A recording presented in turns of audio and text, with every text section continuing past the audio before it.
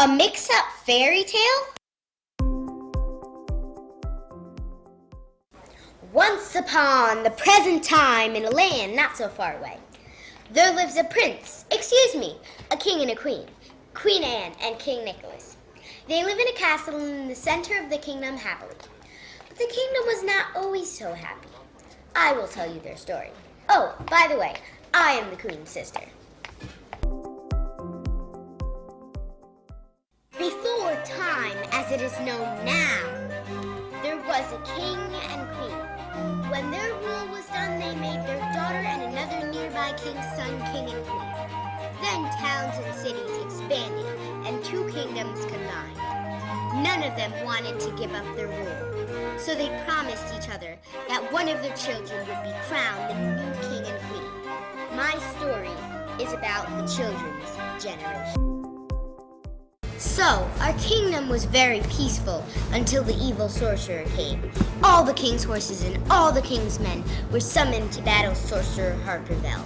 Enough rhymes, we defeated him. Then he went back to wherever he comes from to cook up a new spell. The spell that sent Prince Nicholas to the tower in the middle of the woods. So that is why we were so sad. Fast forward 5 years, and Princess Anne was 15 years old. She took a walk in the woods one day. Unfortunately, the biggest outlaw in the world, just about, saw her and had his mind set to steal her jewels.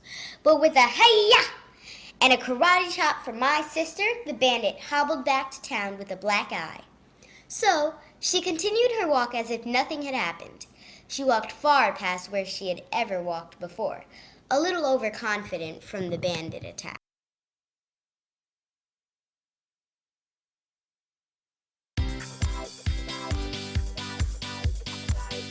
Suddenly, she saw a tower through the woods. And when she saw the tower, she knew the prince must be in there. She longed to save him. First, she tried to climb up the tower, but fell down from only 2 inches up. So she tried to string together some vines so she could swing into the tower. That did not work, and you do not want to know the exact details of what happened. Finally, she had no choice other than to give up. What will happen next? But as she walked around the tower, she saw a door. It was surprisingly unlocked. So she went in. The door slammed shut behind her as she jumped back in fear.